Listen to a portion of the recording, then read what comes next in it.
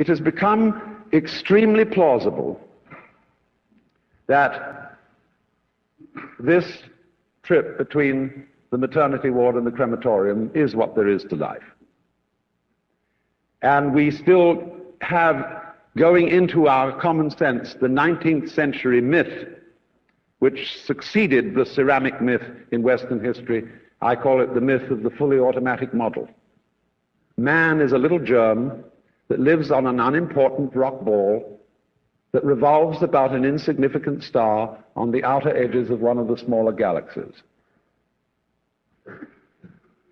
But on the other hand, if you think about that for a few minutes, I am absolutely amazed to discover myself on this rock ball rotating around a spherical fire. It's a very odd situation.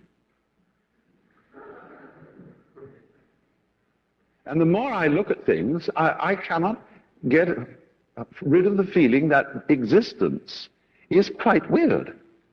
I know that. See, a philosopher is a sort of intellectual yokel who gawks at things that sensible people take for granted. And sensible people, existence is nothing at all. I mean, it's just basic, and just go on and do something. See, this is the current movement in philosophy. Logical analysis says you mustn't think about existence. It's a meaningless concept. Therefore, philosophy has become the discussion of trivia. No good philosopher lies awake nights worrying about the destiny of man and the nature of God and all that sort of thing, because a philosopher today is a practical fellow who comes to the university with a briefcase at 9 and leaves at 5. He does philosophy during the day, which is discussing whether certain sentences have meaning, and if so, what. And then he would, as William Earle said in a very funny essay, he would come to work in a white coat if he thought he could get away with it. Problem is, he's lost his sense of wonder. Wonder is like, in modern philosophy, something you mustn't have. It's like enthusiasm in 18th century England. It's very bad form. But you see, I don't know what question to ask when I wonder about the universe. It isn't a question that I'm wondering about, it's a feeling that I have. Because I cannot formulate the question that is my wonder. The moment my mouth opens to utter it, I suddenly find I'm talking nonsense. But that should not prevent wonder from being the foundation of philosophy. So, there is obviously a place in life for a religious attitude in the sense of awe, astonishment at existence. And that is also a basis of respect for existence. We don't have very much of it in this culture, even though we call it materialistic. In the culture that we call materialistic today, we are, of course, bent on the total destruction of material and its conversion into junk and poisonous gas as quickly as possible. This is not a materialistic culture, because it has no respect for material. And respect is, in turn, based on wonder, on feeling the marvel of just an ordinary pebble in your fingers.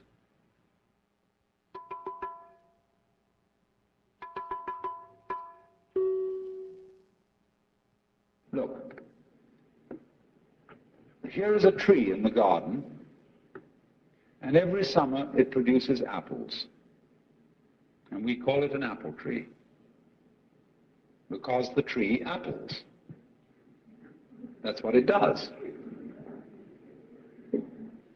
All right? Now here is a solar system inside a galaxy. And one of the peculiarities of this solar system is that at least on the planet Earth, the thing peoples.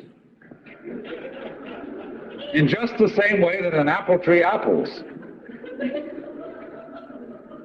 Now, maybe 2 million years ago, somebody came from another galaxy in a flying saucer and had a look at this solar system, and they looked it over and shrugged their shoulders and said, just a bunch of rocks.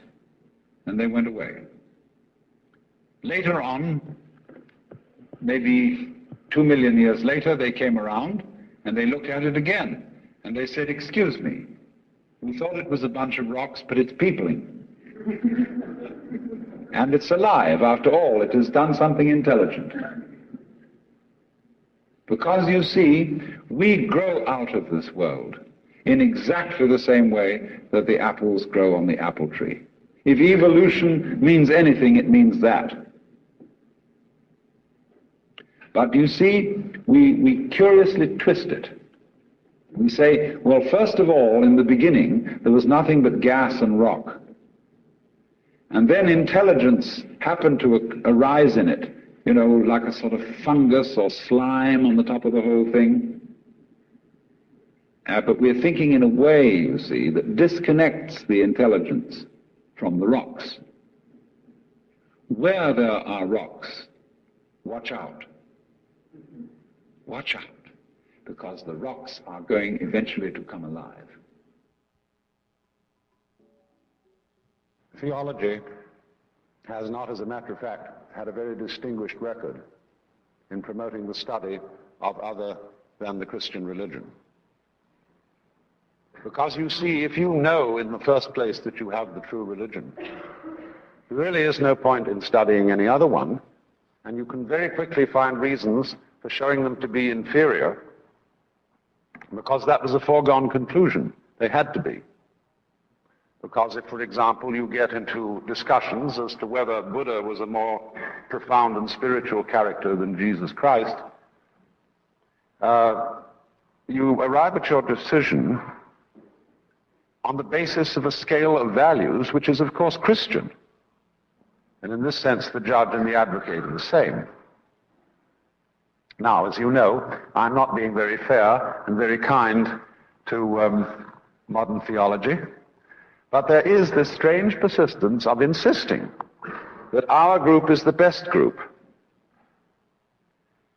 And I feel that there is in this something peculiarly irreligious, and furthermore, it exhibits a very strange lack of faith. Because I believe that there is a strong distinction between faith on the one hand and belief on the other. That belief is, as a matter of fact, quite contrary to faith. Because belief is really wishing. It's from the Anglo-Saxon root leaf, to wish. And belief, stated, say, in the Creed, is a fervent hope that the universe will turn out to be thus and so. And in this sense, therefore, belief precludes the possibility of faith, because faith is openness to truth, to reality, whatever it may turn out to be. I want to know the truth. That is the attitude of faith. And therefore, to use ideas about the universe and about God as something to hang on to, in the spirit of Rock of Ages cleft for me, and there's something very rigid about a rock.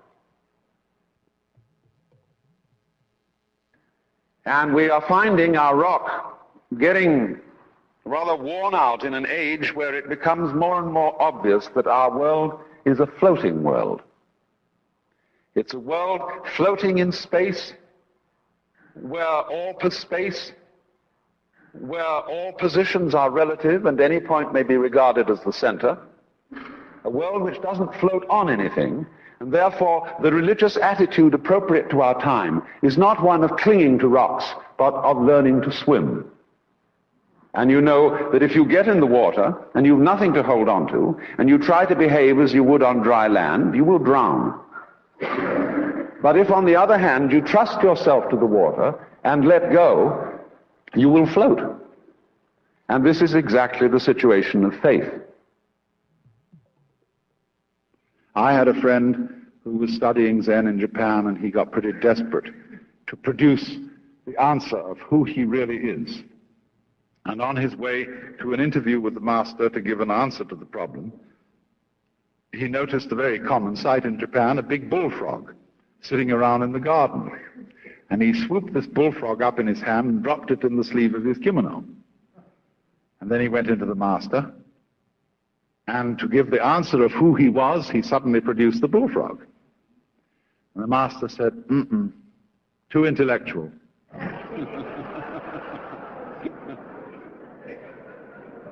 In other words, This answer is too contrived. It's too much like Zen. You've been reading too many books. It's not the genuine thing.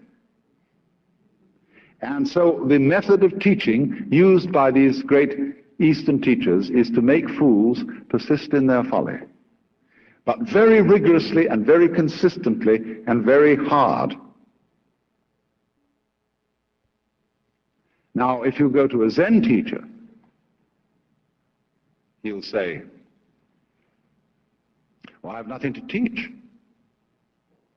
There is no problem. Everything's perfectly clear. And you think that one over. And you say, he's probably being cagey.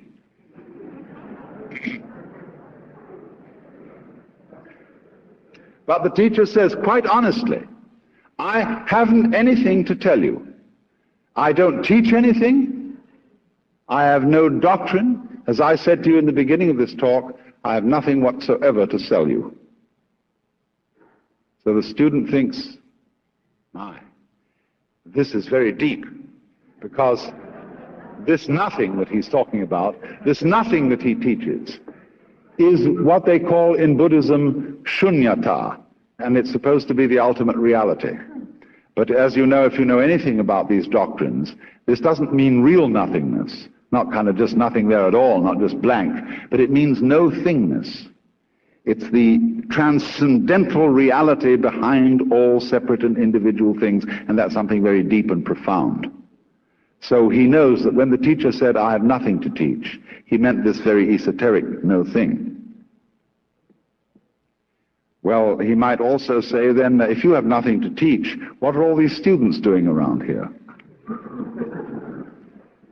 And the teacher says, they are not doing anything. They're just they're just a lot of stupid people who live here.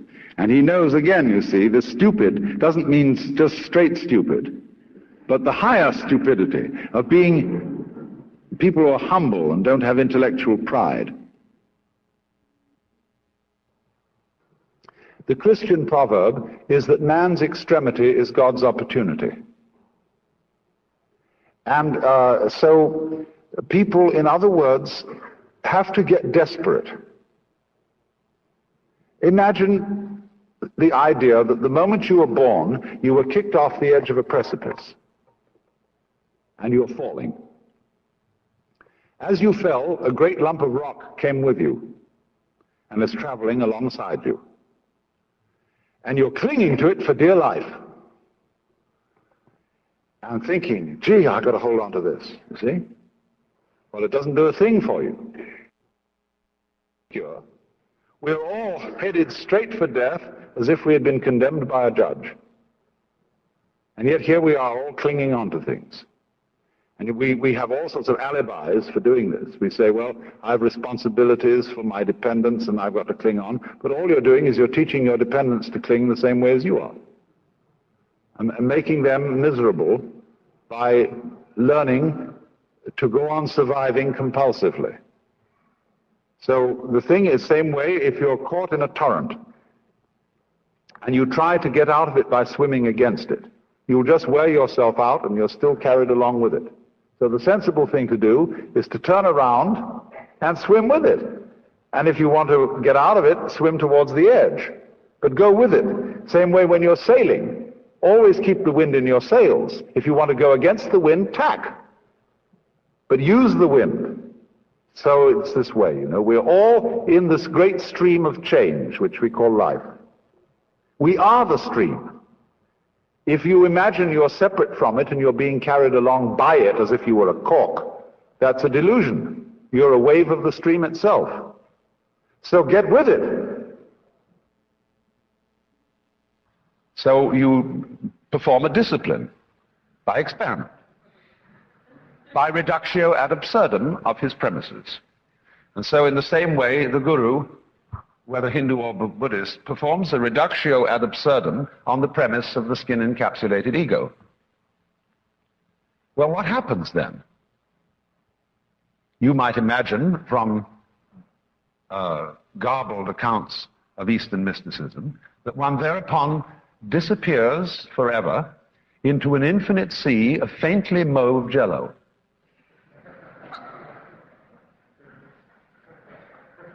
And become so lost to the world and entranced that you forget your name, address, telephone number, and function in life. And nothing of the kind happens.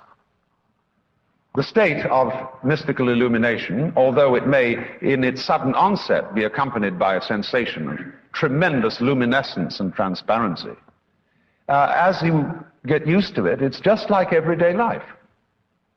Here are the things that you formerly thought were separate individuals, and here is you, who you formerly thought was merely confronting these other people. When the great Dr. D.T. Suzuki was asked, what is it like to be enlightened? He said, it's just like ordinary everyday experience, except about 2 inches off the ground. Because what is altered is not the way your senses perceive.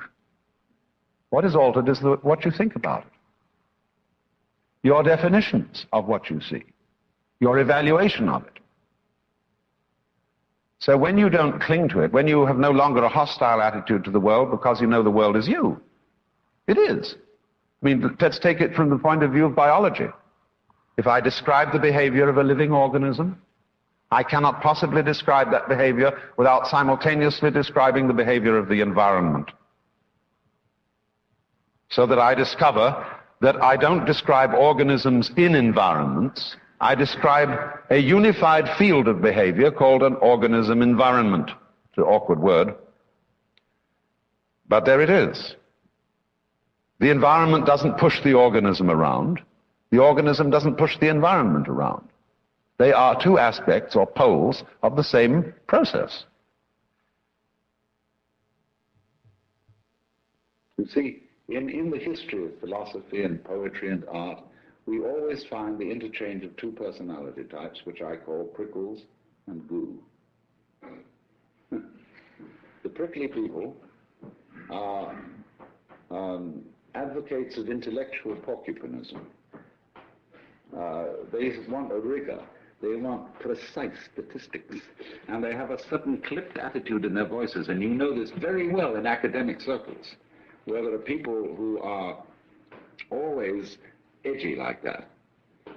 And they accuse other people of being disgustingly vague and miasmic and mystical. But the vague, miasmic, and mystical people accuse the prickly people of being mere skeletons with no flesh on their bones. And they say to you, you just rattle. You're not really a human being. You know the words, but you don't know the music. And so therefore, if you belong to the prickly type, you hope that the ultimate constituent of matter is particles. If you belong to the gooey type, you hope it's waves. If you are prickly, you're a classicist. And if you're gooey, you're a romanticist. And going back into medieval philosophy, if you're prickly, you're a nominalist. If you're gooey, you're a realist. And so it goes.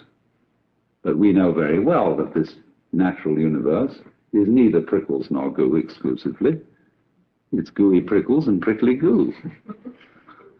And you see, it all depends on your level of magnification. If you've got your magnification on something so that the focus is clear, you've got a prickly point of view. You've got structure, shape, clearly outlined, sharply defined. With a little out of focus, it's going to go bleh, and you've got goo. But we're always playing with the two, because it's like the question is the world basically stuff, like matter, or is it basically structure? Well, we find out, of course, today that in science we don't consider the idea of matter, of there being some sort of stuff, because supposing you wanted to describe stuff, in what terms would you describe it? You always have to describe it in terms of structure, something countable, something that can be designated as a pattern. So we never get to any basic stuff.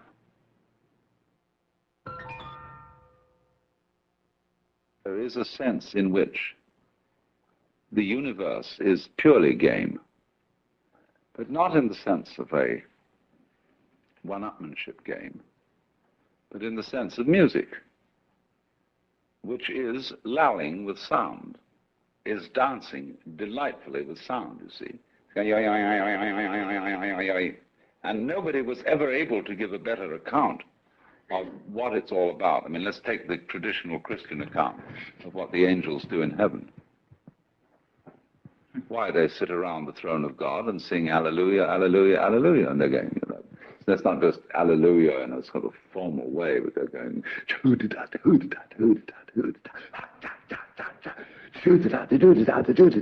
no, they're really swinging. And by the time you know where they are, the swinging has reached such fantastic proportions. And they've thought out the most amazing little goody-doody-doody-doody-doos that you've got the whole physical universe happening. Yeah, that's the way it starts. And so, I mean, this game is great. In music, though, one doesn't make the end of a composition the point of the composition. If that was so, the best conductors would be those who played fastest. And there would be composers who wrote only finales. People go to concert just to hear one crashing chord, because that's the end. Same way in dancing. You don't aim at a particular spot in the room. That's where you should arrive. The whole point of the dancing is the dance. Now, but we don't see that as something brought by our education into our everyday conduct.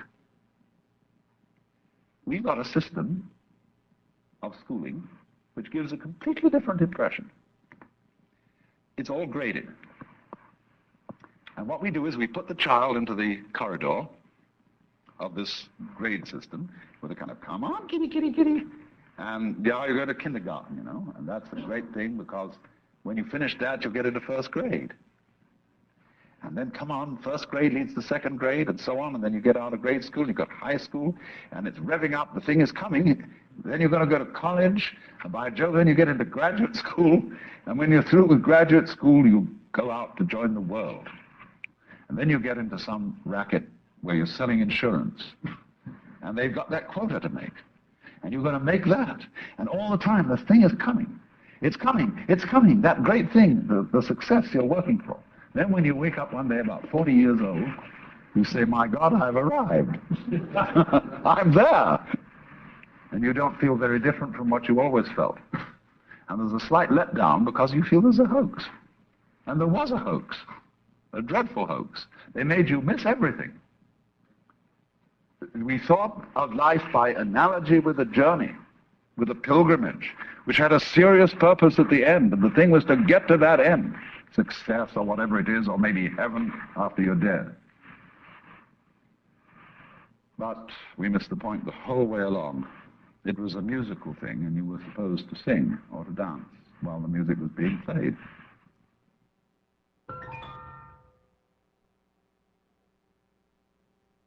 Why do we love nonsense? Why do we love Lewis Carroll with his "'Twas brillig and the slithy toves did gyre and gimble in the wave, all mimsy were the borogroves and the mumraths outgrabe"? Why is it that all those old English songs are full of Fal-de-riddle-ido and Hey Nonny Nonny and all those babbling choruses? Why is it that when we get hep with jazz, we just go boo-de-boo-de-boop-de-boo and so on and enjoy ourselves swinging it? It is this participation in the essential, glorious nonsense that is at the heart of the world, that isn't going anywhere, that is a dance. But it seems that only in moments of unusual insight and illumination that we get the point of this and find that thus the true meaning of life is no meaning, that its purpose is no purpose, and that its sense is nonsense. Behind the father image, behind the mother image, behind the image of light inaccessible and behind the image of profound and abysmal darkness, beyond all conception whatsoever, there's something else which we can't conceive at all.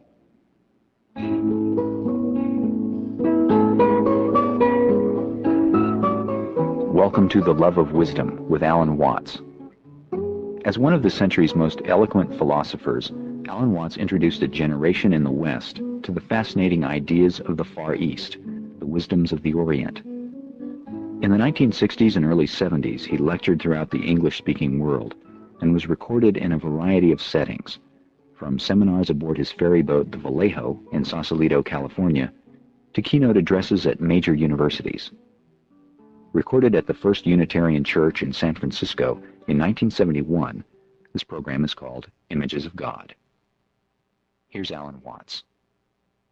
Now, I'm sure that most of you know the old story about the astronaut who went far out into space and was asked on his return whether he had been to heaven and seen God. And he said yes. And so they said to him, well, what about God? And he said, she is black. And although this is a very well-known and well-worn story, it is very profound. Because, I tell you, I knew a monk who started out in life as pretty much of an agnostic or an atheist, and then he began to read Henri Bergson, the French philosopher who proclaimed the vital force, the élan vital, and so on. And the more he read into this kind of philosophy, the more he saw that these people were really talking about God. And I've read a great deal of theological reasoning about the existence of God, and they all start out on this line. If you are intelligent and reasonable,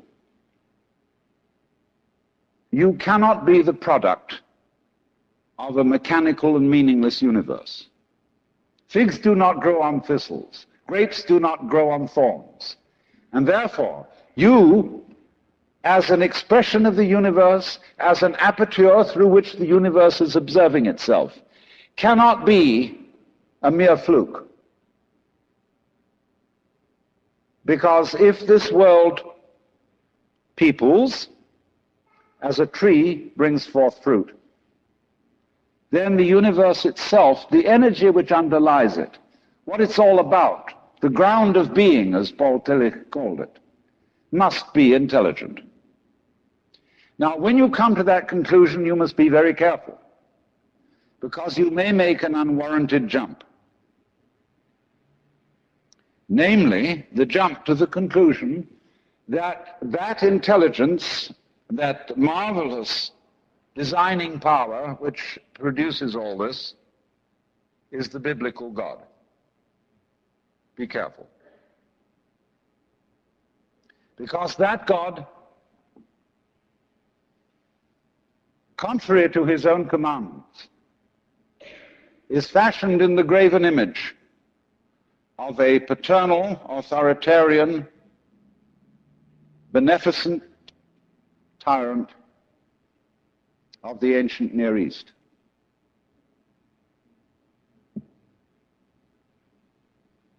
And it's very easy to fall into that trap, because it's all prepared, institutionalized in the Roman Catholic Church, in the synagogue, in the Protestant churches, all there ready for you to accept.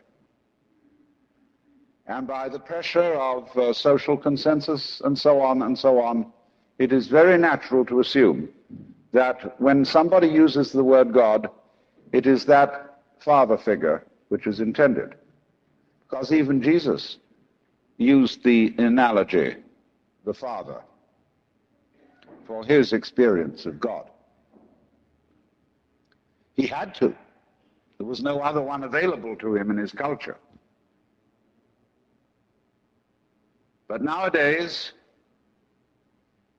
we are in rebellion against the image of the authoritarian father. Especially this should happen in the United States, where it happens that we are a republic and not a monarchy. And if you, as a loyal citizen of this country, think that a republic is the best form of government, you can hardly believe that the universe is a monarchy. But to reject the paternalistic image of God as an idol is not necessarily to be an atheist. Although I have advocated something called atheism in the name of God. That is to say, an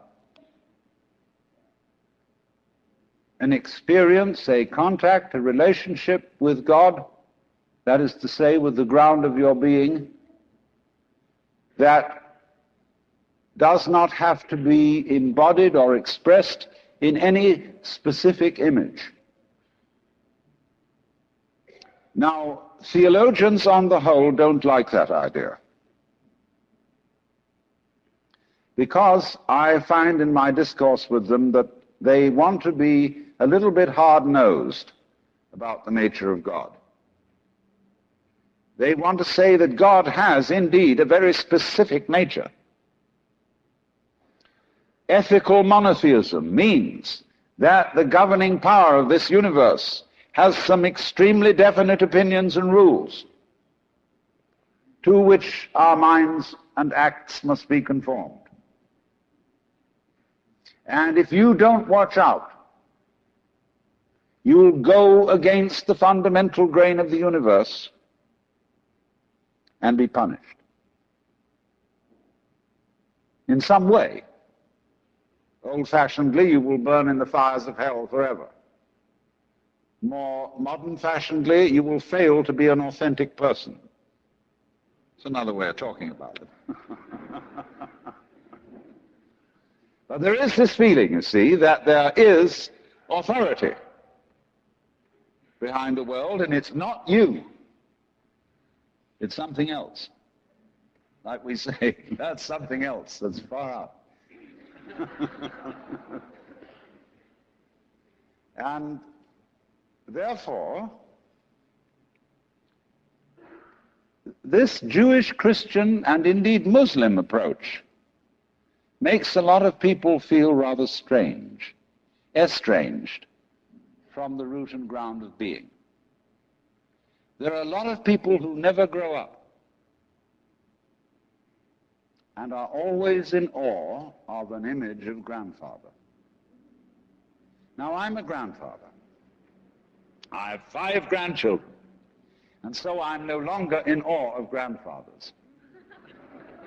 I know I'm just as stupid as my own grandfathers were, and therefore I'm not about to bow down to an image of God with a long white beard. Now, naturally, of course, we intelligent people don't believe in that kind of a God, not really. I mean, we think that God is spirit, that God is very undefinable and infinite and all that kind of thing. But nevertheless, the images of God are have a far more powerful effect upon our emotions than our ideas. And when people read the Bible and sing hymns, Ancient of Days, who sittest throned in glory, immortal, invisible, God only wise, in light inaccessible, hid from our eyes, they still got that fellow up there with a beard on. It's way in the back of the emotions. And so we should think, first of all, in contrary imagery, and the contrary imagery is, she's black. Imagine instead of God the Father, God the Mother. And imagine that this is not a luminous being, blazing with light, but an unfathomable darkness. such as is portrayed in Hindu mythology by Kali, Kali, the Great Mother. The images of God are have a far more powerful effect upon our emotions than our ideas. And when people read the Bible and sing hymns, Ancient of Days, who sittest throned in glory, immortal, invisible, God only wise, in light inaccessible, hid from our eyes, they still got that fellow up there with a beard on. It's way in the back of the emotions. And so we should think, first of all, in contrary imagery, and the contrary imagery is, she's black. Imagine instead of God the Father, God the Mother. And imagine that this is not a luminous being, blazing with light, but an unfathomable darkness, such as is portrayed in Hindu mythology by Kali, Kali, the Great Mother, who is represented in the most terrible imagery. Kali has a tongue hanging out long, drooling with blood. She has fanged teeth. She has a scimitar in one hand and a severed head in the other. And she is trampling on the body of her husband, who is Shiva. Shiva represents also, furthermore, the destructive aspect of the deity, wherein all things are dissolved so that they be reborn again. And here is this blood-sucking, terrible mother as the image of the supreme reality behind this universe. Imagine, it's the representative of the octopus, the spider, the awful awfuls, the creepy crawlies at the end of the line, which we are all terrified of. Now that's a very important image, because let us suppose, just for the sake of argument, that all of you sitting here right now are feeling fairly all right. I mean, you're not in hospital. You don't have the screaming mimes. You have a sense, you probably had dinner and are feeling pretty good. But you know that you feel that you're fairly good, because in the background of your minds, very far off in the background of your minds, you've got the sensation of something absolutely ghastly that simply mustn't happen. And so against that, which is not happening, which doesn't necessarily have to happen, but by comparison with that, you feel pretty all right. And that absolutely ghastly thing that mustn't happen at all is Kali. And therefore, at once, we begin to wonder whether the presence of this Kali is not in a way very beneficent. I mean, how would you know that things were good unless there was something that wasn't good at all? Now I'm not putting this forward as a final position. I'm only putting it forward as a variation, as a way of beginning to look at a problem and getting our minds out of their normal ruts. She's black. Well, she, first of all, feminine, represents what is called philosophically the negative principle. Now, of course, people who are women in our culture today and believe in women's lib don't like to be associated with the negative, because the negative has acquired very bad connotations. We say accentuate the positive. Well, that's a purely male chauvinistic attitude. How would you know that you were outstanding unless, by contrast, there was something instanding?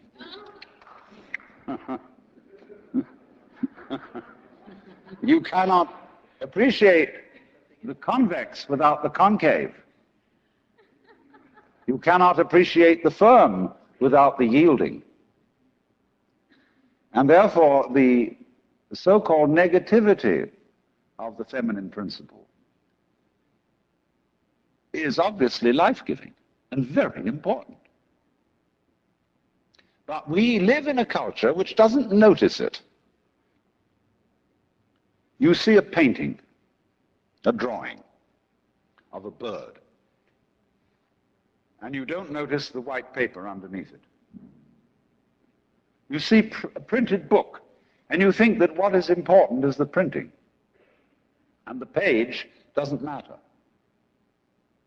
And yet, if you reconsider the whole thing, how could there be visible printing without the page underlying it?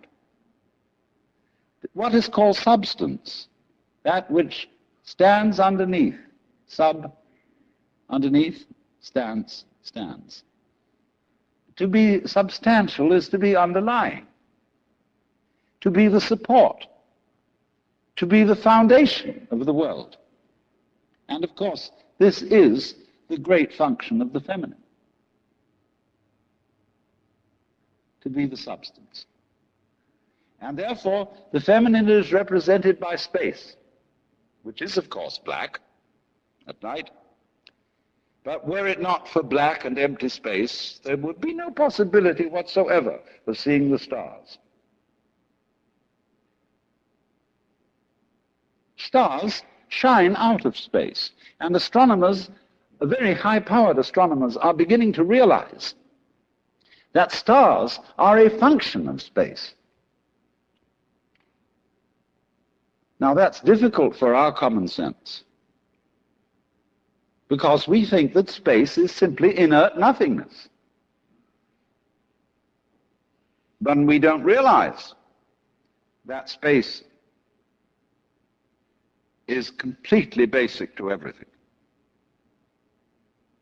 It's like your consciousness. Nobody can imagine what consciousness is. It's the most elusive, whatever it is, that there is at all, because it's the background of everything else that we know. Therefore, we don't really pay much attention to it. We pay attention to the things within the field of consciousness, to the outlines, to the objects, to the so-called things that are in the field of vision, the sounds that are in the field of hearing, and so forth. But what it is that ever it is that embraces all that, we don't pay much attention to it. We can't even think about it. It's like trying to look at your head. You know, you try to look at your head, and what do you find? You don't even find a black blob in the middle of things. You just don't find anything. And yet that is that out of which you see, just as space is that out of which the stars shine. So there's something very queer about all this.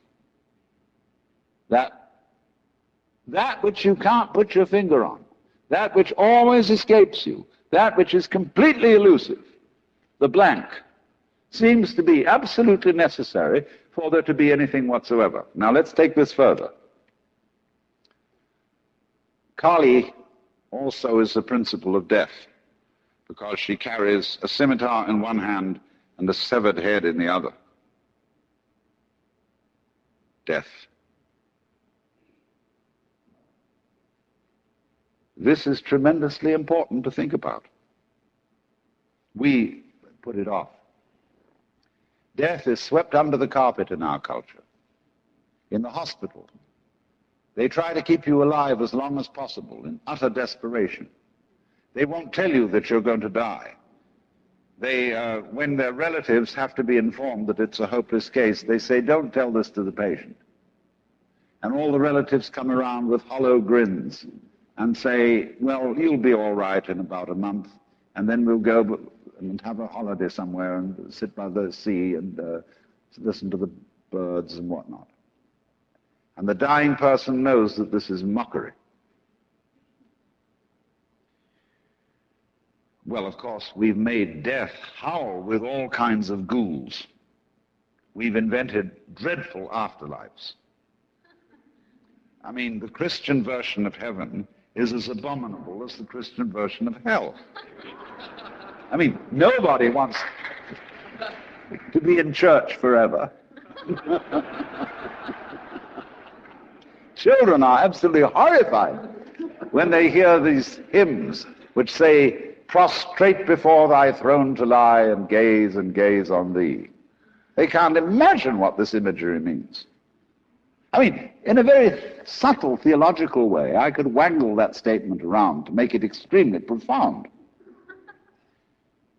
I mean, to be prostrate at once and to gaze on the other hand, see, is a coincidentia oppositorum, a coincidence of opposites, which is very, very deep. But to a child, it is a crick in the neck. And that's the sort of imagery we're brought up with. So the idea of what might happen after death, well, you're going to be faced with your judge, the one who knows all about you. This is Big Papa, who knows you were a naughty boy and a very naughty girl, especially girl, from the beginning of things. He's going to look right through to the core of your inauthentic existence. And what kind of heebie-jeebies may come up. Or you may believe in reincarnation, and you think that your next life will be the rewards and the punishments for what you've done in this life. And you know you got away with murder in this life.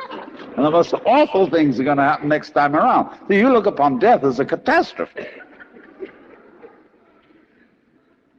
Then there are other people who say, well, when you're dead, you're dead. Just nothing going to happen at all. So what you got to worry about? Well, we don't quite like that idea, because it spooks us. You know, what's it be like to die? To go to sleep and never, never, never wake up? Well, a lot of things it's not going to be like. It's not going to be like being buried alive. It's not going to be like being in the darkness forever. I tell you what, it's going to be like as if you never had existed at all. Not only you, but everything else as well. There was never anything, and there's no one to regret it. And there's no problem. Well, think about that for a while. It's kind of a weird feeling you get when you really think about that. You really imagine it. Just to stop altogether.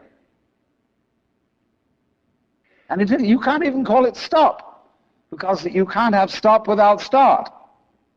And there wasn't any start. There's just no thing. Well, then when you come to think of it, that's the way it was before you were born. I mean, if you go back in memory as far as you can go, you get to the same place as you go forward in your anticipation of the future as to what it's going to be like to be dead. Then you get these your funny ideas that this blankness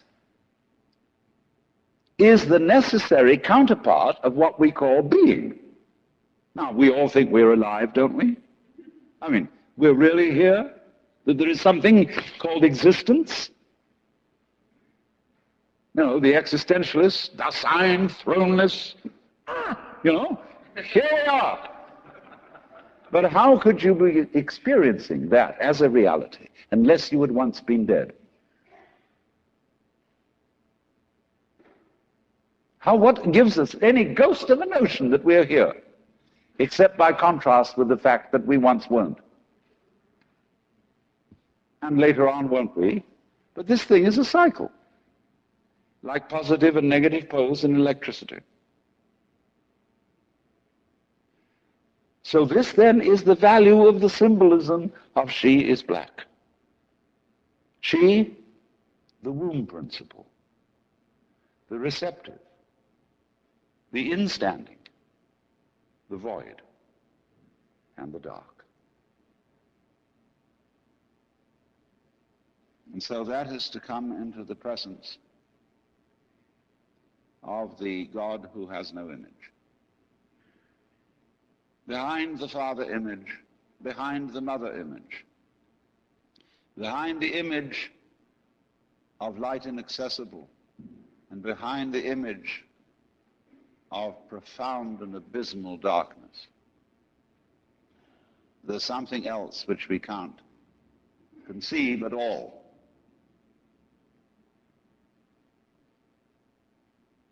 Dionysius the Areopagite called it the luminous darkness. Nagarjuna called it shunyata, the void.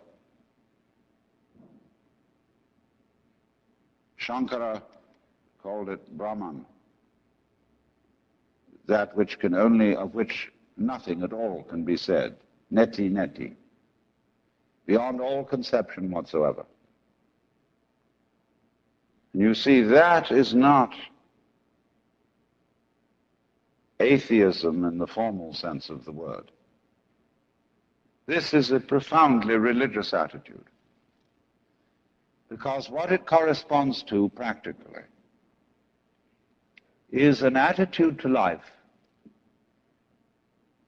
of total trust, of letting go. When we form images of God, they are all really exhibitions of our lack of faith, something to hold on to, something to grasp. How firm a foundation, what lies underneath us, the rock of ages or whatever, ein feste Burg. But when we don't grasp, we have the attitude of faith. If you let go of all the idols, you will, of course, discover that what this unknown is, which is the foundation of the universe, is precisely you. It's not the you think you are. No, it's not your opinion of yourself. It's not your idea or image of yourself. It's not the chronic sense of muscular strain, which we usually call I. You can't grasp it. Of course not. Why would you need to? Supposing you could, what would you do with it? And who would do what with it? You can never get at it. So there is that profound central mystery.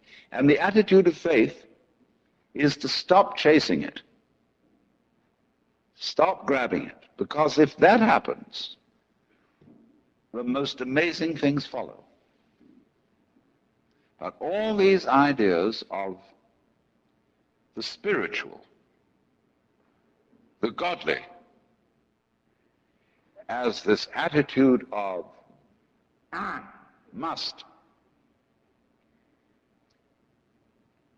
And we have been laid down the laws which we are bound to follow. All this jazz is not the only way of being religious and of relating to the ineffable mystery that underlies ourselves and the world. When I last talked about Zen, I was discussing it as a dialogue between master and student, and I was discussing it to a great extent in relation to Far Eastern culture, how it is in effect a method of liberation from the culture. All of us need to be liberated from our culture to a certain extent, because education is a kind of necessary evil. And when the process of education or acculturation has been completed, we need a cure for it.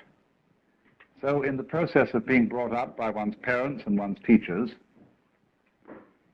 you are in one way spoiled, although in another way made tolerable to live with.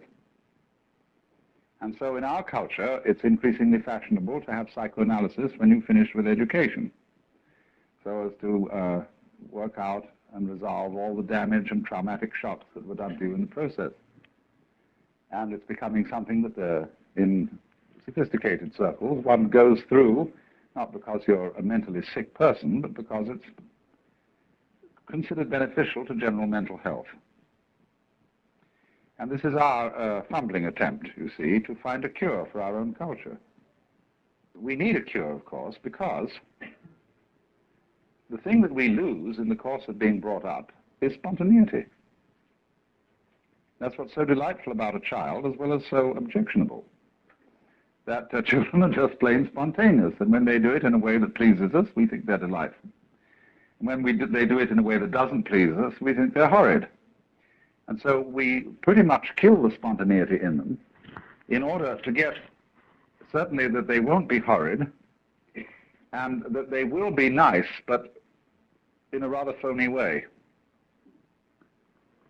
And this is such a disaster, isn't it? Because when we watch a child, say, dancing, and it's never learned to have, never had a single dancing lesson, and is really just dancing for fun, we say that's delightful. Then eventually the child notices that this is a way of getting attention and becomes self-conscious about dancing, and then we send it to dancing school, and it becomes stiff and wretched. And only after many, many years of practice does the child, as a dancer, now a young man or woman, recapture the spontaneity of childhood. It's got to go all that long way around to get back to the thing that it once had.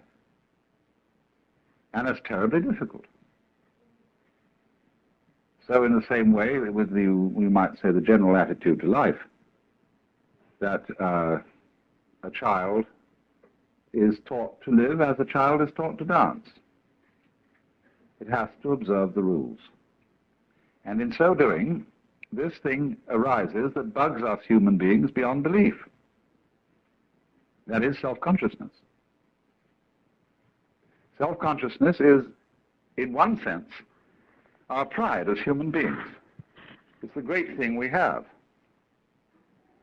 We can not only be happy, but we can know we're happy. We can not only think, but we can think about thinking. And therein lies the whole possibility of reasoning. To think about thinking, to know about knowing, to be aware of what one does. Herein is the whole birth of a rational control of behavior, which you might say is the glory of civilization and the glory of man. At the same time, it's a perfect pest, because how do you know when to stop thinking about thinking? For instance, you think over a problem, you've got to make a decision. How long should you think about it? How much evidence should you collect before you take a step? You never know. Actually, what most of us do is we think about a given decision until it's a nuisance, and then or the time is too late to think about it anymore, then we do something. We never are sure that we decided the right thing, and one of the troubles about thinking about decisions is there are ever so many unpredictable variables that come into everything. And you may work out the most perfect business contract, and everything is fine, but you didn't bargain for the banana skin that you were going to slip on your way to your partner's office, or whatever it was. Such things couldn't be predicted in any amount of decision-making. And the more we try to elaborate perfectly foolproof methods of arranging our lives, the more we find ourselves encumbered with impossible details. That's the fallacy of too much law. When we provide for everything in the law, suddenly find you can't move without filling out 300 forms, and without consulting all sorts of bureaucrats, without hiring a staff of lawyers and accountants and all kinds of things to be sure you don't make the wrong move. After a while, the game ceases to be worth the candle. I mean, life becomes so safe that it's not worth living at all. So this is one of the problems of being self-conscious. And all education, you see, is an instruction in self-consciousness. What do you learn in education? You learn fundamentally words. In other words, symbols about reality. And through words, we're able to talk about living. And so think about living, and so have knowledge about it. You see, no knowledge is academically respectable knowledge unless it's knowledge in terms of words or in terms of numbers. That is to say, in terms of a symbolic language about life. But you see, once you're in that position, once you know that you know, and you know you're alive, and you know you're going to die because you can predict, you feel you've lost your innocence. Something's gone wrong. This, in the Christian tradition, was the knowledge of good and evil. What it says in Hebrew is not exactly moral good and evil that was known as a result of eating the fruit of the tree, but what was advantageous and disadvantageous. It gave you the gift of being like God. That is to say, the gift of being able to control the course of events. And anybody who controls the course of events, you see, probably puts himself in the situation of the sorcerer's apprentice. The Lord looking down there and says, okay, you wanted to be God, man, you go ahead and try. You get in more and more of a mess. You know, you succeed amazingly. Just like the sorcerer's apprentice actually made that broom go and fetch water for him. But he couldn't stop it. And as we say today, you can't stop progress. So then the whole problem of self-consciousness is that you're always in a dither and a doubt. We call this anxiety. And a nostalgia develops among us for the age of innocence. Wouldn't it be nice not to have to make any decisions, to act entirely on whim? And if you got into trouble, well, that would be all right, because you wouldn't have been worrying about it. See, when a moth mistakes a candle for its sex call, which is what happens, that's why moths fly into candles, the moth makes a mistake, and powie, it goes out. That's that. Moth doesn't worry on the way to the candle whether it's going to get burned.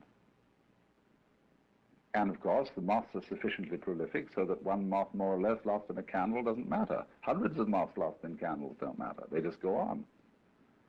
And so you might imagine a human civilization where people make mistakes, and yes, they go off with a glorious bang instead of a whimper. And that's that. They wouldn't worry. They'd live magnificently. But we can't possibly go back and do that. You can't on purpose give up self-consciousness. You can't give up worrying. You can't give up thinking about yourself. And above all, you're terrified to live spontaneously, because you might do something wrong. However, the center of Zen training is to live spontaneously. And this is why it's so fascinating to many Western people, especially Western intellectuals, who are overburdened with self-consciousness. Because what fascinated people about Zen when they first heard of it through Dr. Suzuki's writings was Zen stories. I lent a book of Zen stories once to a friend of mine, years and years ago, and he was in hospital.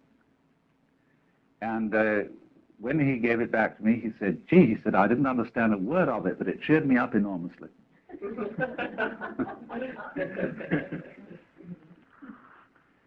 So Zen, the literature of Zen, especially the literature of Zen in its early days, in the Tang Dynasty in China, we'll say a literature that runs from approximately 700 AD to 1000 AD. This marks, this span of years is the golden age of Zen. And almost all the literature of the period in early Buddhist Chinese is anecdotes about the encounters of Zen masters with their students. They are called in Japanese mondo, which means question-answer. And it appears that the way of studying Zen in those days was rather unlike the way of studying it now. Now Zen is settled and is studied in communities, such as we've been looking at, and will be staying in tomorrow night. But in those days, Zen was a wandering thing. In other words, if you became a Zen monk, you did a great deal of traveling.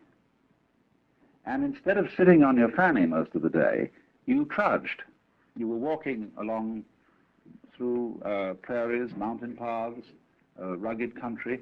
You were visiting master after master after master to find one who would answer your question.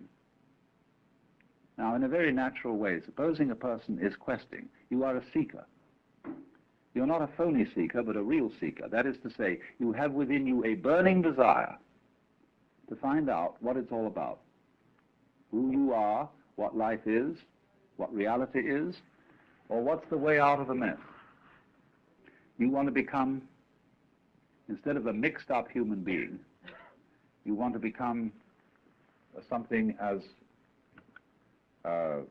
simple and genuine as a tiger or a cat or a bird or a Buddha. So those monks used to wander and wander and wander in search of a man who would answer the question. So one of the first stories is that when Bodhidharma, or Dharma, who you see all over Japan as the man with big eyes, a bushy beard, usually dressed in red with no legs, he came to where Bodhidharma was meditating and said, "Master, I have no peace of mind. Please pacify my mind." Of course, he didn't even get in for a long time to ask the question, because Bodhidharma refused to see anybody. Finally, when he cut off his left arm as a token of his sincerity and presented it to the master, Bodhidharma said, "All right, what do you want?" Well, he said, "I have no peace of mind." The mind in Chinese is Shin, and it isn't quite what we mean by mind. They locate it here, Japanese kokoro. We locate our mind here. But this mind here, the heart mind, is the psychic center. When you say, "I have no peace of mind," it doesn't mean you've just got a headache. You may have a heartache, too. It's a more inclusive word. You might call it the center of psychic activity. So Bodhidharma said to this man, whose name was Eka, "Bring out your mind here before me. I'll pacify it." And Eka said, "When I look for my mind, I can't find it." Bodhidharma said, "There, it's pacified." Now, somehow this answered Eka's question. And all Zen is stories like that. Now, one thing I must tell you about these stories, they are of the same nature as jokes. And that is to say, a joke is told with the object of making you laugh. Laughter is not an intellectual thing, it is an emotional reaction. And the point is the emotional reaction.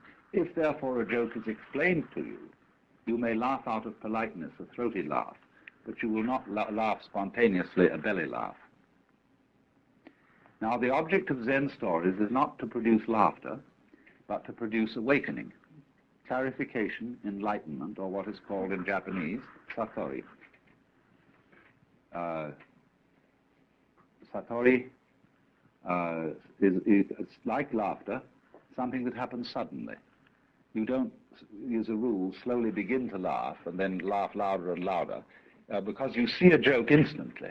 A joke is always a matter of an aha. So in the same way, these stories are intended to produce an aha reaction in you of, "Oh, but I see, now it's clear."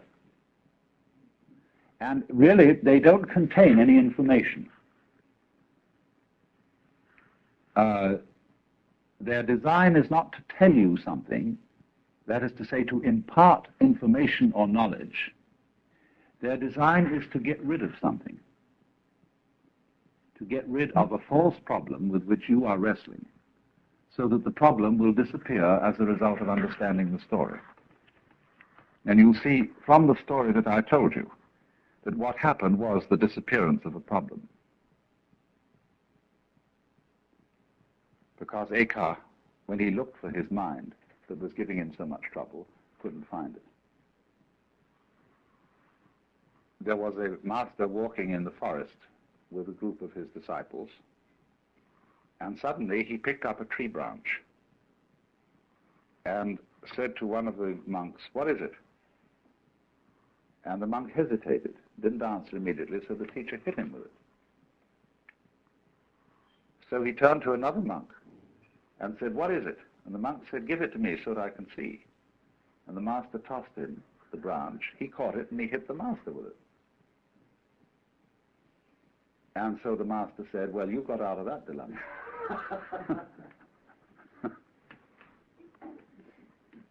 There was another occasion when an officer of the army came to a Zen master and said, "Sir, I've heard a very strange story and I want to know your answer to it. Once upon a time there was a man who kept a goose in a bottle, and it grew so large that he couldn't get it out. Now, he didn't want to break the bottle and he didn't want to hurt the goose, so how does he get it out?"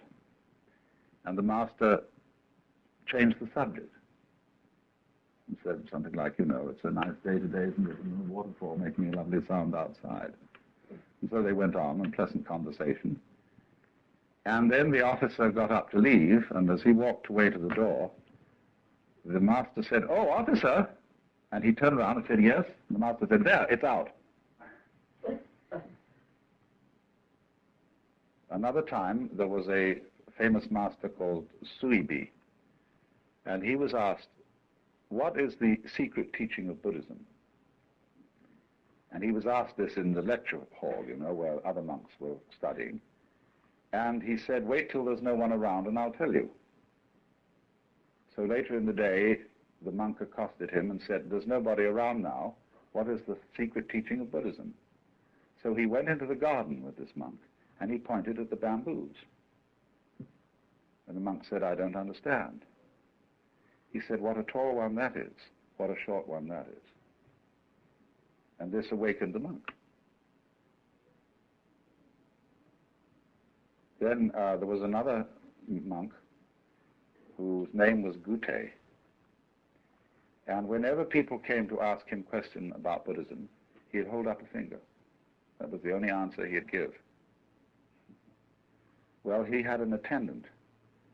And one day, somebody came to the temple to inquire about the teaching being given there, and the master was apparently out, and his attendant was there. So the investigator said, "What is your teaching here?" And the attendant held up a finger. Away, but actually the master had been there. He was peeking from behind a screen. And so he came out to this boy and said, "What's the fundamental teaching of Buddhism?" And the boy held up a finger. Instantly the master drew a knife and cut it off. And the boy was very dismayed and rushed away yelling. So the master said, "Hey, come back." As he came back, he said, "What's the fundamental principle of Buddhism?" And he went to hold up the finger, and it wasn't there. And he was enlightened.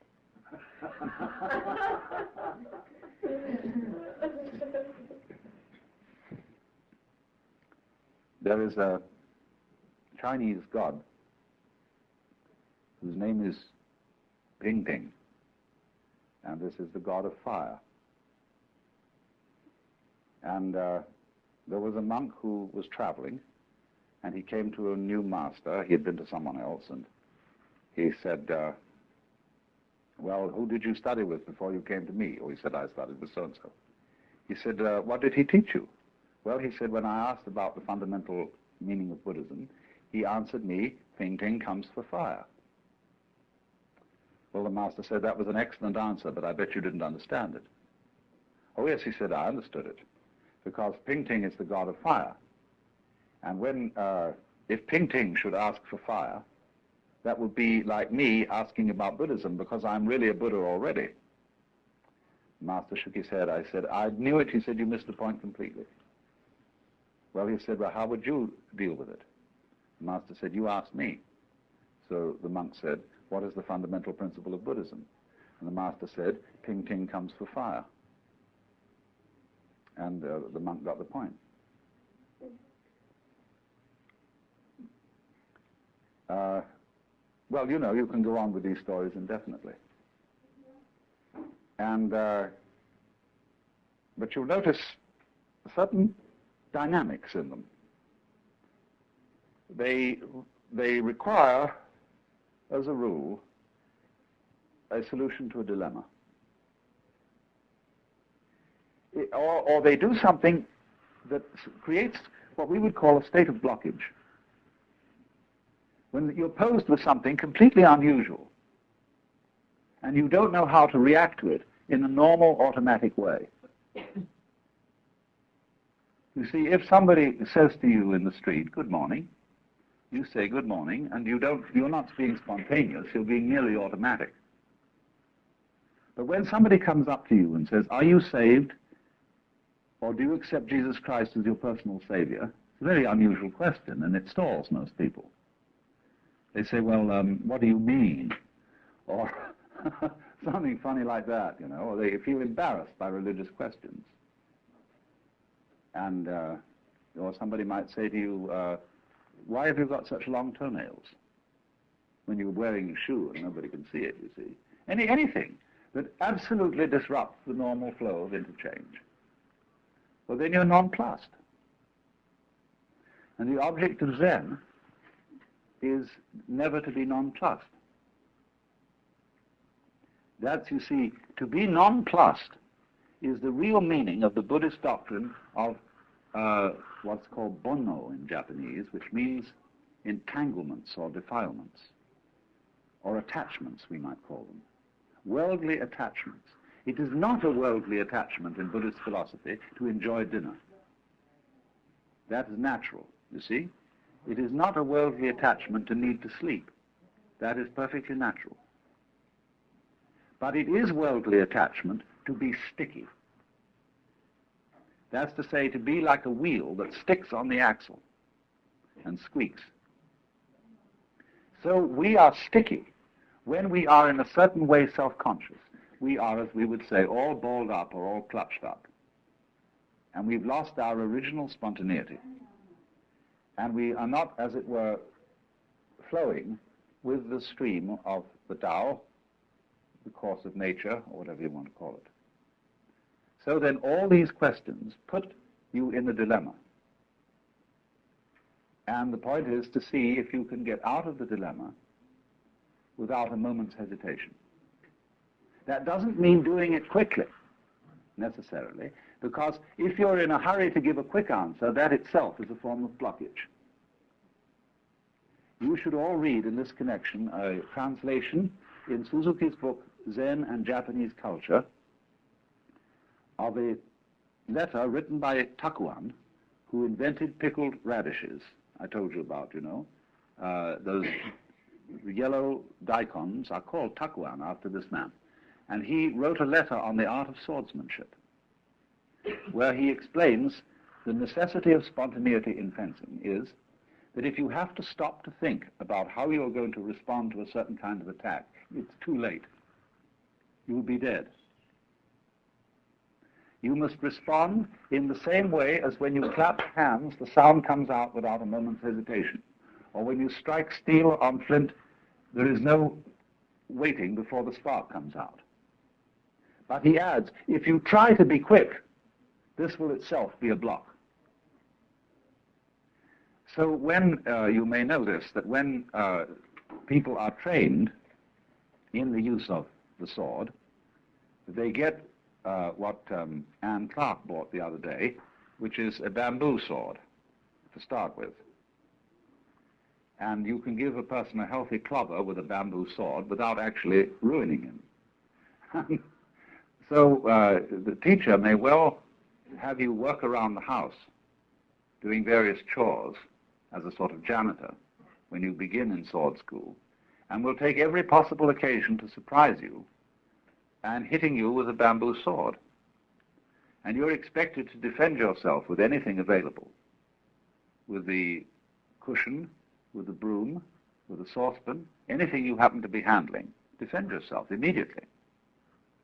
Well, after a while, you know, if you're going around your everyday work expecting to be jumped on any minute, it becomes rather nerve-wracking.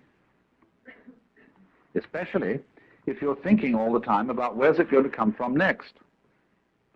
And you discover that the more you make plans and try to calculate on where it's going to hit you next, you will always be outwitted. Because the teacher is infinitely clever and will always come from an unexpected direction. So at last there arrives a point where you just give up. You stop planning. And you just go around relaxed, and if it hits, it hits. And then you're ready to start fencing. Then you begin regular lessons.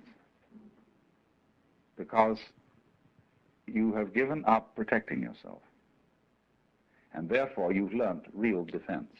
Because you can't protect yourself by calculation, by one-pointed thinking of one thing at a time, against an enemy who may attack from an infinite number of directions. Another story told about this is the story of the woodcutter and the animal whose name was Satori. There was once a woodcutter working in a clearing in a forest when he saw a strange animal peeking at him from behind a bush. And thinking to have this animal for dinner, he rushed at it with his axe. And the animal laughed from the opposite side of the clearing. Because this animal had the power to read thoughts. And therefore, wherever the woodsman intended to go, the animal read his thought first. And so the animal began to talk and mocked him and said, "You think you're going to do, I'm going to be this place next," because the woodsman naturally thought, when I see him next, instead of going to where he is, I'll go to the opposite side of the clearing. And so this went on until the woodsman got absolutely furious, and he returned to chopping the wood. And the animal laughed and said, "So you've given up." And just at that moment, as he whanged the axe against the tree, the head flew off and struck the animal dead. That's the way you have to attain Zen. So you see what happened here. The boy who studies swordsmanship is put in this impossible situation where he can't do anything right. Everything he does is wrong. And therefore, after finding this out, that nothing will do because it's all self-conscious, he gives up. Then he can be spontaneous. But you see what is provided is the training, why the training of Zen people is disciplined, is that we're going, first of all, to be spontaneous within limits. See, out of society, you can't do that. Because people will be just bugged by you if you say exactly what you feel and always act the truth. You won't be liked. And you may indeed do very dangerous things. But the Sodo, or the Zen training school, is set up so that it's a walled-in situation where one is allowed to be spontaneous within certain limits. And the crucial moment is what is called the Sanzen interview, which is a restricted interview. It's very formal.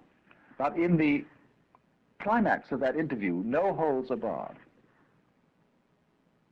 It is a personal interchange where fundamental honesty is the crux of the whole thing. Now, you see, as I explained last time, that is a very buggy situation. Because the more you wonder whether you're going to be fundamentally honest, the more you get cold feet. This is supposing you were allowed an interview with God and allowed to ask one question. What would you ask? And really think it over, you know. If you go into this and think, what would I ask? You know, it's got to be really important. It's got to be the fundamental question for you. What is it that you basically want to know? And you start thinking about that and thinking about that. And the more you think about it, the more you don't know what you would ask. You think, well, that's a silly question, isn't it? I know what he would say to that. You think about another one and think, that's a curious, interesting question. I don't suppose anybody knows the answer to it. But after all, it's only just idle curiosity. I don't think I'll ask that one. Then you think of another question and think about that for a while, and then you realize it's a question that doesn't mean anything. That would be a waste of breath and of a great opportunity. And you go through it and through it and through it until you think about all the questions you might ask. It's the same, very much so, if you visit a great master. You know, you might get an interview with a Zen master while you're here, and with the advantage of an interpreter present. What do you want to ask him? You've got just this one chance. What do you want to know? I remember a friend of mine who went to Yamazaki Roshi, who used to be at Shikokuji. He said when he got in there, he said, you know, I feel so silly. He said, I haven't got any questions to ask you. I just feel like laughing. And Yamazaki said, good, let's laugh. He broke into a great laugh. And, you know, there it is. So it's a protected, this is what I want to emphasize about this, because there are ever so many facets of Zen that are so easily misunderstood just through reading about it. There's one school of people that will emphasize the spontaneity of it and think, gee, this Zen is real groovy stuff, you know, and it means you just do anything you like. It's true, you see, that certain of the great Zen masters have said Zen is, Rinzai made this point very strongly. He said, in Zen there is no place for discipline or for Buddhism or for making efforts. You just eat when you're hungry, sleep when you're tired, move your bowels when nature calls. Fools will laugh at me, but the wise will understand. See, you read that. Next thing you know, somebody comes here to Japan to study Zen, and suddenly they write back with letters about hours and hours of sitting in one position and being banged about with warning sticks and having to get up at the ghastly 4 in the morning and wash in cold water and having a very spare diet and having to do things, behave and move just exactly so, and all that side of it is emphasized. Well, people think, what's going on? Is it this or is it that? Is it one thing or is it the other? The answer is it's both. It does have discipline, especially in view of the fact, and do bear this in mind, most Zen monks today are not really in the monastery of their own volition and have not been for hundreds of years. They've been there because it was a family tradition. If you see you have a son, you're a priest, and you have a son. Well, in all traditional cultures, in India, in China, and so on, there's a tendency for the son to carry on his father's business. So if you're the son of a priest, it's sort of expected that you'll be one too. So off to the monastery with you. It was the same in England in the 18th century, where the oldest son of the family went into the army, the second son into the law, I forget which order it was, or the third son anyway went into the ministry. Well, that means a whole lot of people who are in theological school haven't got the slightest interest in religion. Not real interest. And so they have to be taught to think. So St. Ignatius, for example, made out methods of meditation. A, B, C, D, proximate consideration, remote consideration, the meditation itself, the resolution at the end, and so on. This is simply designs to teach people how to think who had never thought and weren't interested in thinking. So in much the same way, these things have occurred in the Far East. And a great deal of it is therefore designed to discipline people who have no real motivation for the discipline in question, the study in question. So now, one of the great features of Zen training is to develop within yourself what is called a great doubt. And the koan system is used to develop a great doubt. Here you are, you know, you're asked to hear the sound of one hand. And, you know, if you're an American and you've come over to Japan to study Zen, you've gone to a lot of trouble. You obviously have some sincere motivation. And you just can't get the answer to that one hand thing. And it becomes more and more a matter of life and death because it seems terribly important to find this out. So you have a great doubt. That is to say, you have an urgent spirit of inquiry. And with you can't get it, and you can't get it, and you can't get it, the teacher keeps saying, now, come on, let's go. Let's be ready to give your life for this thing. But you see, if you go into a Zen monastery, and you don't have that spirit of inquiry that led you across the ocean at a great deal of expense. You were just someone who was brought up, one of the boys in the neighborhood, and he went into the monastery. Although the teacher says the trouble with you is you don't have a great doubt. Of course, he doesn't have a great doubt. He's not interested. So he learns to cultivate a great doubt. See, it's like trying to, if I may put it in Western or Christian terminology, you don't love God. You've never seen him. You don't know anything about God. Why the devil would you love God? Somebody comes along and says, you've got to love God, you know. It's terribly important. It's the first commandment. Oh, gee, I've got to love God. So what do? We sit down and say, dear God, I love you. Dear God, I love you. Dear God, I love you. Dear God, I love you. Come on, I've got to get this feeling going. Get that going. And then the preacher can tell all sorts of stories, you see, and move you. He can terrify you with the fear of hell if you don't love God. Or he can say how beautiful Jesus was. That was the revelation of God. Now, you ought to love that. You know, you ought to love your mother. Probably hate her guts. So, you see, you get this thing. Work on that great doubt. Well, you see, the trouble is you can't get a great doubt to order. You can't tell anybody anything to order. If you could, do you know what would happen? Supposing you were at a music school. What are they trying to do in music school? They're trying to find methods for teaching creative musicianship. Whether you're a player or whether you're a composer or whatever. They want to find out how they can make every student a genius.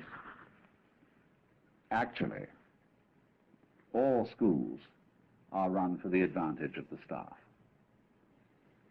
And, you know, it's a job.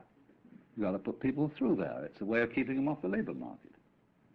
But if you're a very sincere teacher, you want to find out how to impart that subtle thing to the students. So there are books galore on methods, special methods for getting that creative ability across.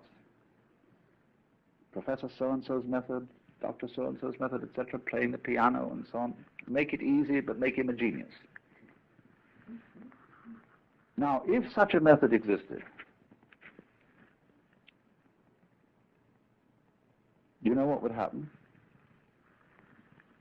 These geniuses would all be boring, because we would know how they do it. And the whole fascination of an art and of a great performance is you don't know how it's done. There must be something about it that is fundamentally astonishing.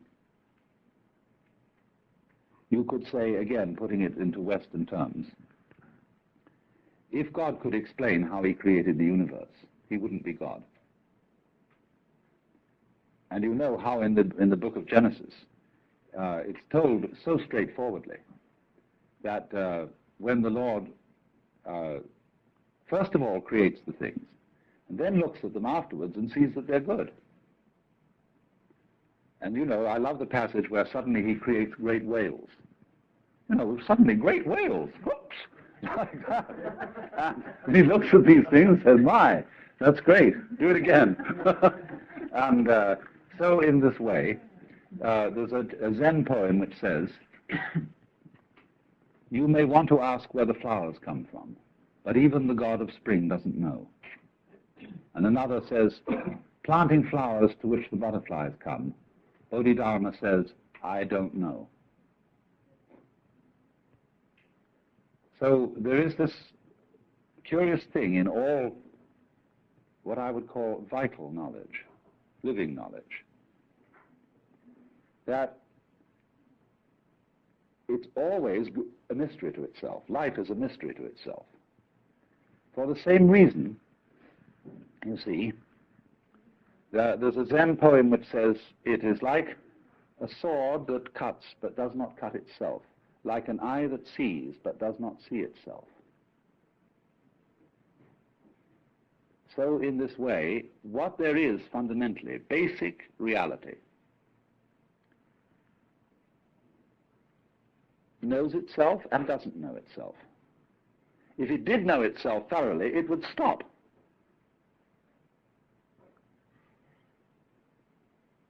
like playing games. If you know the outcome of a game for sure, there's no point playing it. So, when master chess players sit down and it becomes apparent, although there are still many pieces on the board, that one of them is going to mate in 3 moves, they abandon the game because they know the outcome.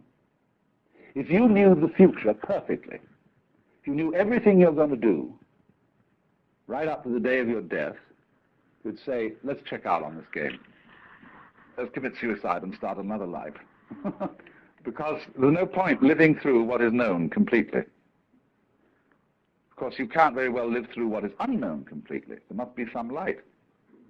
But total light, so there's no prescription, and no infallible technique for teaching anybody music, although there are music schools. And there is likewise no infallible technique for teaching anybody Zen, although indeed there are Zen schools.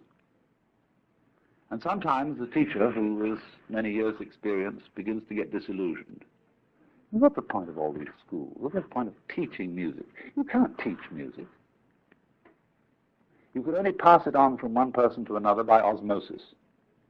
Sure, there's a technique. You can learn how to read. You can learn how to put your fingers on the banjo or something. But the real thing, what to do with that technique, what to say with it, you can't teach that. So one assumes then that a person who is sufficiently motivated, who is fond of music, will learn the technique because he wants to get so where he can handle the instruments.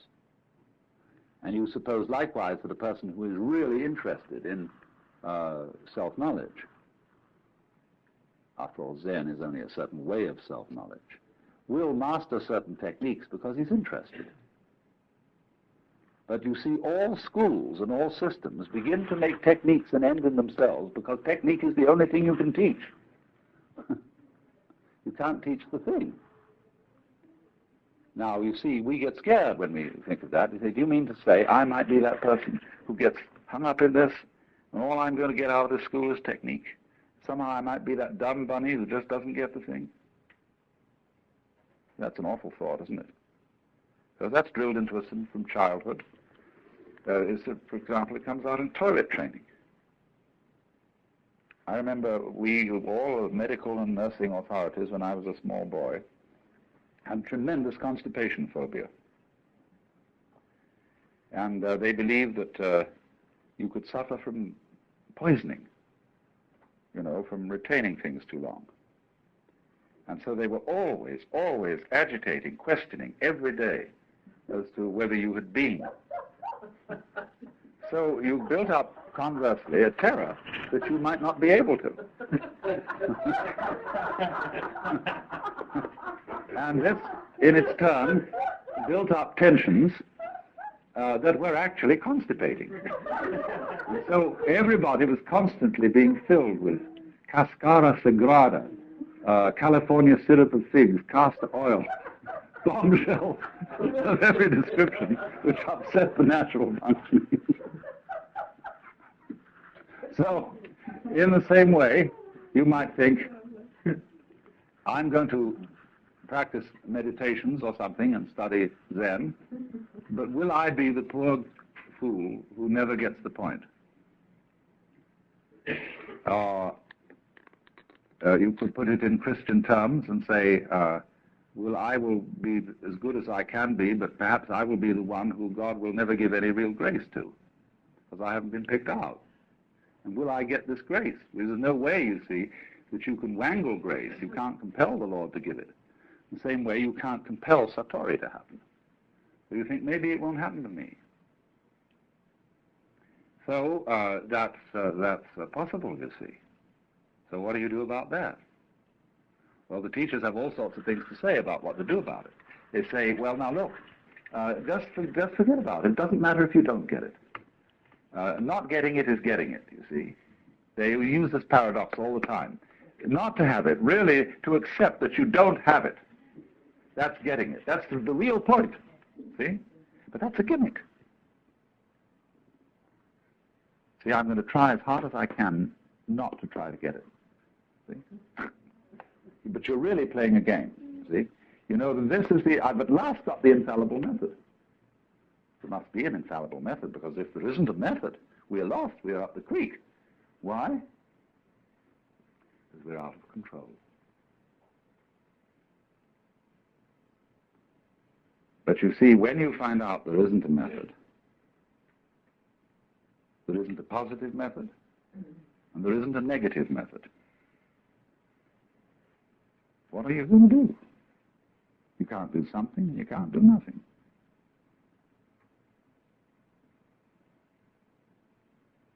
You can't let go of the thing, because after all, you got curious about it. And this is what's called having swallowed a ball of hot iron. You can't gulp it down, and you can't spit it out.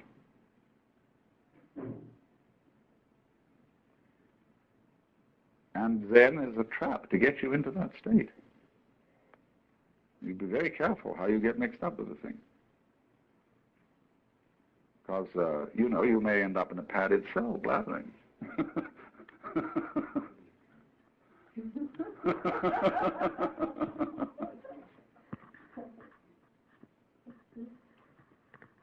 But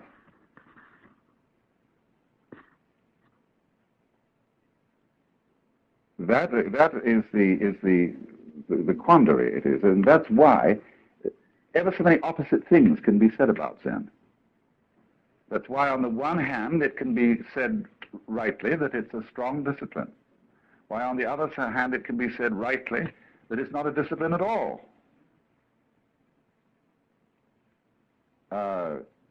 It isn't that it's just a mixture of things. Zen isn't sort of partly a discipline and partly spontaneity. Whatever is said about it can be said of all of it. And therefore it seems to be paradoxical. And one always can get into difficulty by neglecting some side of it and saying, well, that doesn't matter. Sometimes it's true that it doesn't matter. Sometimes it's not true. It may be just the thing that you need, the side you say that doesn't matter. So there's no way, what I'm trying to say is, there's no way of putting your finger on this thing. There's no way of nailing it down, and that's the whole point. Because you see, fundamentally, Zen makes you do what you were doing all the time, only it makes you do it consistently. Let's suppose you're sitting in your padded cell, and you suddenly found out this little game. See, you've got your one hand clasped by the other and your thumb sticking out here at the top. And you look at that thumb and say, ooh, look at that, whoops, and then try to catch it. No, no, no. Here we go. No, no. Come on, let's get it. Come on, let's get it. Come on, let's get it. Get that thing, get that. See? Ooh, that's what we're doing. See, here's me, and here's knowing about me. Oh, I want to try and control myself, you see. I want to get hold of that thing that's me. Because when I get hold of it, I can control it. Then I'm going to be all right. Got to get hold of it. And so we're doing that. And as a result, we have astounding illusions that I was describing right at the beginning of these seminars. The illusion of separateness. You see, I didn't realize when I did this that the thumb isn't separate from the hand. It's all one. Now we have the illusion, because it's drilled into us through acculturation, that each one of us is a separate ego, separate center of awareness, little living pulp of some kind, that lives in a strange world. Scares the hell out of us. What makes you think this, you see? How did you ever be surrounded by this world in which you're a stranger? See, it's really obvious that that isn't so. Only it's not obvious to most people. It's really obvious that you, the real you, deep in, is this thing that is reality.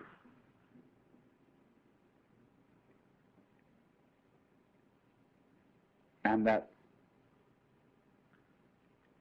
you are having a profoundly interesting game, pretending you're not.